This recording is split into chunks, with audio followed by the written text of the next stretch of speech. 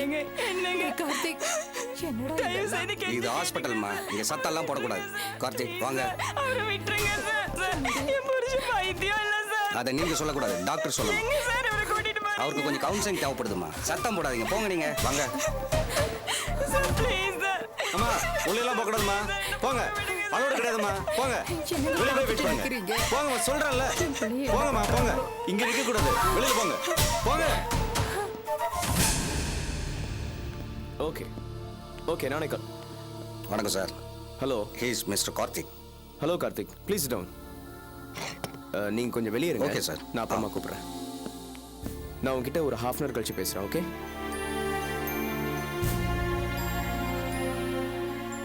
Mister Karthik.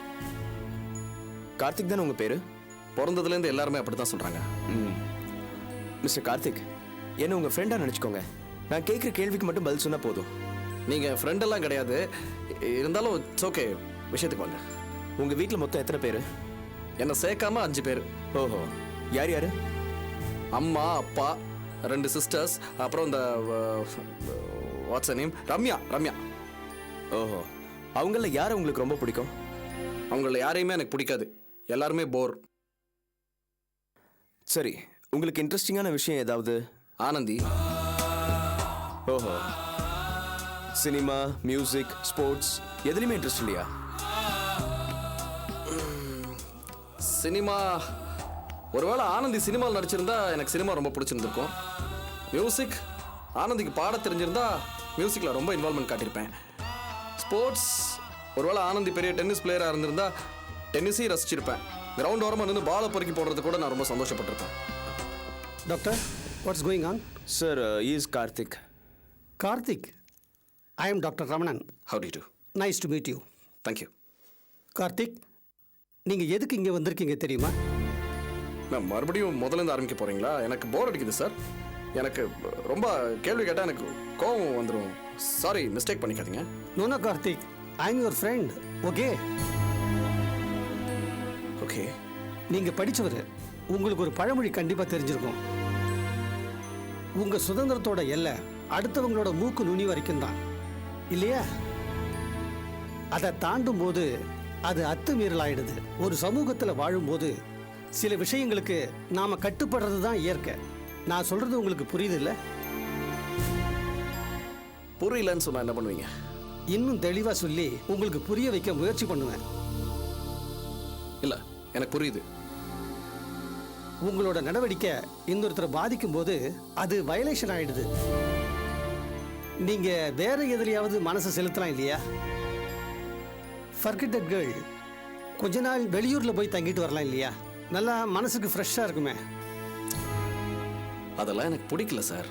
எதெல்லாம் பிடிக்கல? ஆனந்தி கூட இல்லாமல் நான் மட்டும் இந்த மாதிரி வெளியூர் போகிறது தங்குறதெல்லாம் ப்ளீஸ் இல்லை, சொல்லக்கூட செய்யாதீங்க.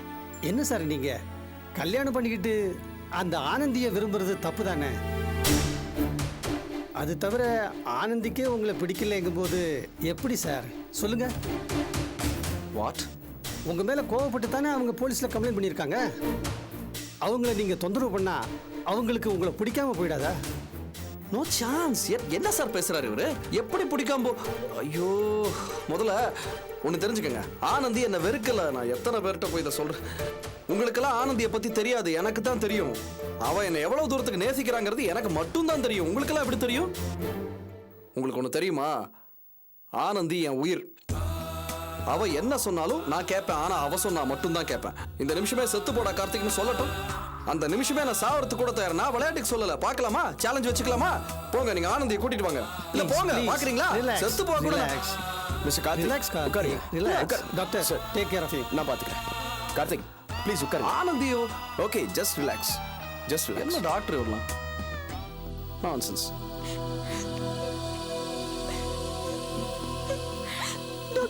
என்னங்க என்னாச்சு டாக்டர்? சொல்லுங்க டாக்டர். என்னோட அப்சர்வேஷன் படி அவருக்கு இன்னும் சில கவுன்சிலிங் தேவைப்படுது. ஹி நீட்ஸ் மோர்.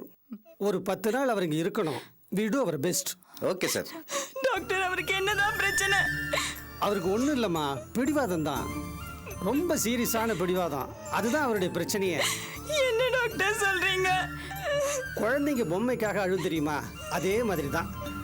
நினைச்ச பொம்மை கிடைக்கலன்னா குழந்தை முதல்ல அழுவும், அப்புறமா சமாதானமாயிடும், வேற பொம்மையோட விளையாட ஆரம்பிச்சிடும். கார்த்திகோட பிரச்சனை என்னன்னா ஆனந்தி தனக்கு கிடைக்கலன்னு அவர் மனசை சமாதானப்படுத்திக்க முடியல. பிடிவாதமா ஆனந்தி வேணும்னு நினைக்கிறாரு. அந்த அதீதமான பிடிவாதம் தான் அவரோட பிரச்சனை. கடவுளே, நான் என்ன பண்ணுவேன்? ஆனந்தி தனக்கு இல்லைங்கிற யதார்த்தத்தை அவருடைய ஆழ் மனசு நம்ப மறுக்குது. குழந்தை மாதிரி அது பிடிவாதம் பண்ணுது. நாங்கள் அதை அவருக்கு புரிய வைக்க முயற்சி பண்ணுறோம். நீங்கள் ஒன்றும் கவலைப்படாதீங்க. தொடர்ந்து கவுன்சிலிங் மூலிமா அவரை சரி பண்ண முடியும். ஒரு 10 நாள் இங்கே இருக்கட்டுமா? நாங்கள் பார்த்துக்குறோம், நீங்கள் போங்க, பயப்படாதீங்க. நம்பி இருக்கேன் டாக்டர். டோன்ட் வரி, நீங்கள் எதுக்கும் கவலைப்படாதீங்க. கிளம்புங்க. இன்ஸ்பெக்டர் வாங்க. Please doctor. அழாதம்மா, அழாதம்மா. அழாதம்மா, ஒண்ணும் எல்லாம் இல்ல, சரியாயிடும். ஒண்ணும் ஆகாது. நான் இருக்கேன்ல, எதுக்கும் சொன்னா கவலைப்படாத, நான் கேளு. பார்த்துக்கிறேன். எல்லாம் சரியாயிடும். வா, அழாத, போலாம். வா.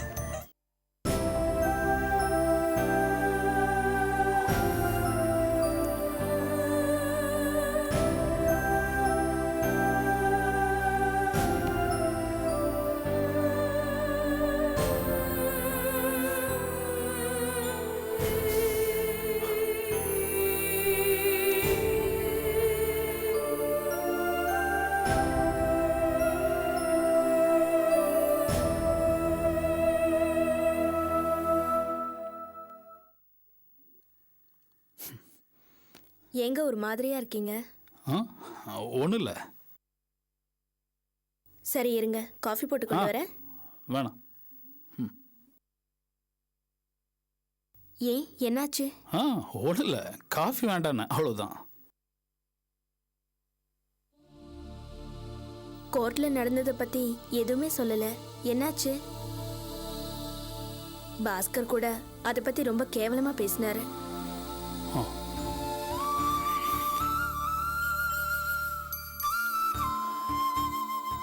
கோர்ட்டில் அந்த கார்த்திக் ரொம்ப பைத்தியக்காரத்தனமாக நடந்துக்கிட்டான். என்ன சொல்றீங்க? ஆமாம், ஆனந்திய ஒய்ஃபு, அவ என்னோட வாழ்க்கை தோணை, அது இதுன்னு கண்ணா பின்னான்னு வளர்னான். அது போதாதுன்னு அந்த சுஜாதா அபியோட பழைய வாழ்க்கையை பற்றியும் ஆனந்தியை பற்றி கண்டபடி இழுத்து பேசியும் ரொம்ப அசிங்கப்படுத்திட்டாங்க. அப்புறம் என்ன, ஜட்ஜி அந்த கார்த்திக் நடந்துக்கிட்ட விதத்தை பார்த்து அவர் மென்டலி அஃபெக்டாக இருக்காரா என்ன அப்படின்னு நமக்கு தெரியணும்னு சொல்லி ஒரு சைக்காட்டிஸ்ட்டை அனுப்பி வச்சிருக்காரு. கோர்ட்டில் அப்புறம் என்னைக்கு விசாரிச்சாங்க, நடந்த விஷயத்த சொன்னேன். அபியும் ஆனந்தியும் கோர்ட்டில் பட்ட பாட்டை பார்த்தா ரொம்ப கஷ்டமாக இருந்துச்சு. என்ன செய்யறது, விடுங்க. அந்த பாஸ்கர் உங்களையும் என்னையும் சேர்த்து வச்சு கண்டபடி பேசினாரு. வருத்தப்பட்டு என்ன ஆக போகுது? இப்போ ஆனந்தி என்ன நினைக்கிறாங்களோ? இல்லை, இதில் ஒரு சந்தோஷமான விஷயம் என்னென்னா, அபியும் ஆனந்தியும் கோர்ட்டோட எல்லா பிரச்சனையும் முடிஞ்சிருச்சுன்னு ரிலீஃபாக ஃபீல் பண்ணுறாங்க. ஆனந்தியும் கன்ஃபார்மாக கல்யாணம் பண்ணுற ஒரு முடிவுக்கு வந்துட்டாங்க.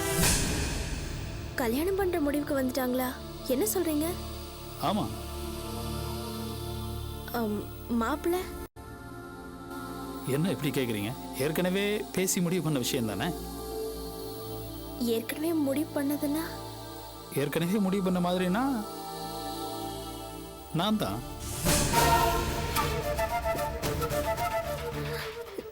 என்ன சொல்றீங்க? இதில் அதிர்ச்சி அடைகிறதுக்கு என்ன இருக்கு சாந்தி? இல்ல, அந்த கார்த்திக் அன்னைக்கு பிரச்சனை பண்ணப்போ ஆனந்தி எந்த முடிவும் சொல்லாம இருந்தாங்க. அபி கூட அதை பத்தி அதுக்கப்புறம் எதுவுமே பேசல. பின்ன எப்படி திடீர்னு? அதான் கோர்ட்ல எல்லாம் தெளிவா ஒரு முடிவுக்கு வந்தாச்சு. அபி அன்னைக்கே சொன்னாங்க, அந்த கார்த்திக் பண்ணது பெரிய முட்டாள்தனம். அன்னைக்கு சூழ்நிலையில அபி ரொம்ப அமைதியா இருந்தாங்க. இன்னைக்கு தான் எல்லாம் முடிஞ்சு போச்சே. ஆனந்திக்கு என்ன கல்யாணம் பண்றதுல பரிபூர்ண சம்மதம் தான்.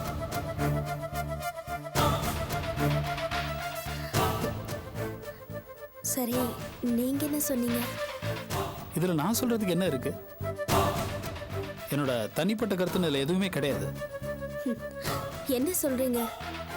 ஆமா சாந்தி, நீங்க தான் அடிக்கடி சொல்லுவீங்களே அபி சொல்றதுக்கெல்லாம் தலையாட்டுறேன்னு. அதே மாதிரிதான் இப்போ அபி சொன்னாங்க, இந்த கல்யாணத்துக்கு சம்மதிச்சிட்டேன்.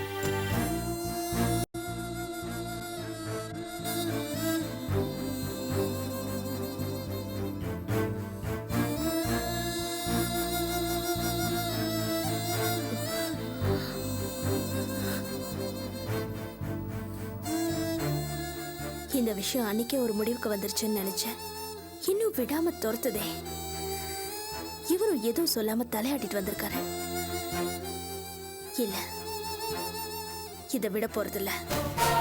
எனக்கு கிடைக்காத நீங்க வேற யாருக்கும் கிடைக்க கூடாது. கிடைக்கவும் விட மாட்டேன்.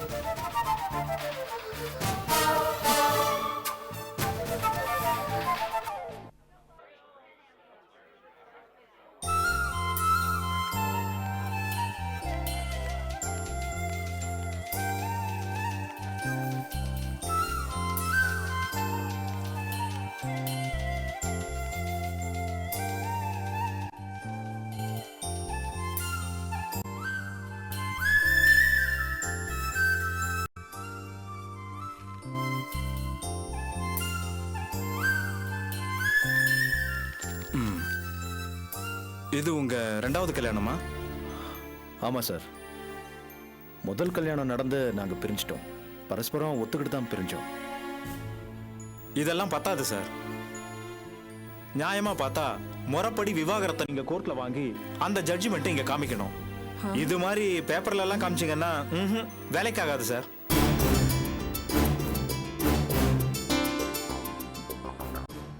என்ன சார் சொல்றீங்க? நாங்கள் எல்லா ஏற்பாடும் பண்ணிட்டு வந்திருக்கோம். அதுக்காக என்ன பண்ண சொல்றீங்க சார்? நான் ரிஸ்க் எடுத்து உங்களுக்கு கல்யாணம் பண்ணி வைக்க முடியுமா? ஐயோ ஐயா சாமி, கழுத்தை பிடிக்கிற மாதிரி கடைசி நிமிஷத்துல சொன்னா எப்படி? அது உங்க தலைவலிமா? மனுஷ மக்கள் நிலைமை புரியாத ஆளெல்லாம் பதவியில உட்கார வச்சா இப்படித்தான். இத பாருங்கம்மா, அனாவசியமா இங்க இப்படி எல்லாம் பேசக்கூடாது. இது கவர்மெண்ட் ஆபீஸ். டேய், இந்த மனுஷன் என்ன இப்ப உயிரை வாங்குறான்? சும்மா இருமா. Sir, excuse me sir. இதுக்கு வேற ஏதாவது தீர்வு இருந்தா சொல்லுங்களேன். ஆமா சார், நாங்க இதை எதிர்பார்க்கல. வேற ஏதாவது வாய்ப்பு இருந்தா சொல்லுங்க. ஒண்ணு பண்ணுங்க. உங்க முதல் மனைவி பேர் என்ன? அபிநயா. அபிநயாவை கூட்டிட்டு வாங்க. அவங்க இங்க வந்து இவங்க கல்யாணம் பண்ணிக்கிறதுல எனக்கு ஆட்சேபனை இல்ல, என்னுடைய மனப்பூர்வமான சம்மதத்துல தான் இது நடக்குது அப்படின்னு சொல்லி கையெழுத்து போடணும்.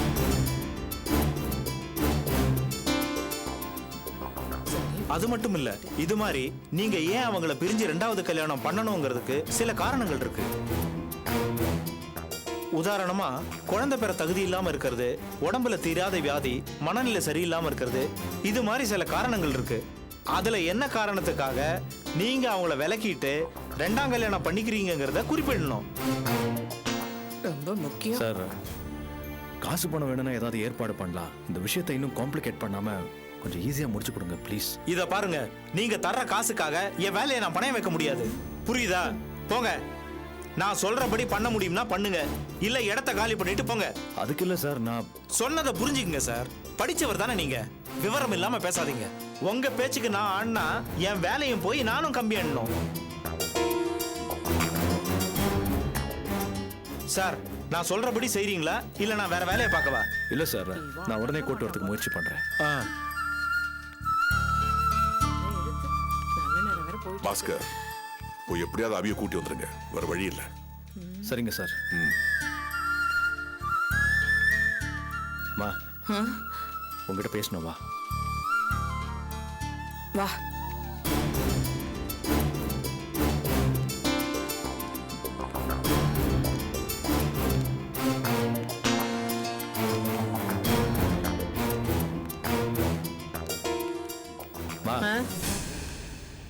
அந்த ஆள் சொன்னதை கேட்டேன்ல, போய் கூட்டு அபி. என்னது, நானா? ஏண்டா, நீ தானடா நிக்கணுமா வீட்டு வாசல்ல போய் உருகி நின்ன? போ, நீயே போய் கூப்பிடு போ. நான் போனா வம்பு. நான் எப்படிமா போய் கூப்பிட முடியும்? என்ன, நான் மட்டும் எப்படா போய் கூப்பிடுவேன்? நானும் சரி நீயும் சரி, அவளை என்ன கொஞ்சமா படுத்திருக்கோம்? நான் போக மாட்டேன். டேய், அவளை போய் கூப்பிடுறதுக்கு உங்க அப்பன் தாண்டா சரியான ஆளு. இந்த ஆள் போனா வேலை ஆயிடும்டா. அவர்லாம் போக மாட்டாரு. நீ பேசாம இரு. நீ வா, நான் பாத்துக்கிறேன். என்னங்க, நம்ம பையன் கல்யாணம் தெரியும். நேரமாக போகுது, சீக்கிரம் பண்ணிட்டு வர சொல்லு. ஆசீர்வாதம் பண்றதுக்கு என் மனசை தயார்படுத்திக்கிட்டேன். இதுக்கு முத பொண்டாட்டி வந்து கையெழுத்து போடணுமா, அப்பதான் இந்த கல்யாணம் நடக்கும்னு அந்த ஆபீசர் சொல்றான். அப்படியா? இப்ப என்ன பண்றது? என்ன பண்றதா? இங்க பாருங்க, நீங்க போய் உங்க மருமகளை கூட்டிட்டு வாங்க, அவ கையெழுத்து போடணும். என்னது? நான் போய் அவளை கூட்டிட்டு வரணுமா? ஆமா, வேற யார் போய் அவகிட்ட பேசுறது? நான் கூப்பிட்டாலும் அவ வரமாட்டா. போங்க. இப்படி கேட்க உனக்கு கூச்சமா இல்ல? எந்த மூஞ்சி வச்சுக்கிட்டே நாங்க போ சொல்றேன்? இத பாரியா, என்ன சும்மா முறைக்காத. நிலைமை அந்த மாதிரி இக்கட்டான சூழ்நிலையா. போ. நான் போக மாட்டேன். வேணும்னா நீ போய் கூட்டிட்டு வா. இல்லனா உன் பையன் இருக்கால, அவனை போய் கூட்டிட்டு வர சொல்லு. யோ, நான் எப்படியா போய் கூப்பிட முடியும்? ஏதாவது அறிவோட தான் பேசுறியா நீ? உறுத்துது இல்ல, உங்களுக்கே உறுத்துது இல்ல. அபிக்கு நீங்க பண்ண கொடுமை எல்லாம் இப்ப புரியுதா? இதெல்லாம் இப்ப பேசுறது வெட்டி வேலையா? போய் கூப்பிடுயா. நான் கூப்பிட மாட்டேன். ஐயோ, கையெடுத்து நான் கூப்பிடுற. போக மாட்டேன். உன் பையனை பாரியா? இல்ல. என்னம்மா டைம் ஆகிட்டே இருக்கு, என்ன பேசிக்கிட்டு இருக்கீங்க? இத போயிட்டு இருக்காரு சார். போங்க. போயா, போய் கூட்டிட்டு வா. இத போறாரு சார். போட்டாரு. போங்க. போ. போயா, போ. இத போறாரு சார். ஆமா, சீக்கிரம். ஆட்டோ பிடிச்சு போங்க. சீக்கிரம். கூட்டிட்டு வந்துருவாரு. நீங்க போங்க.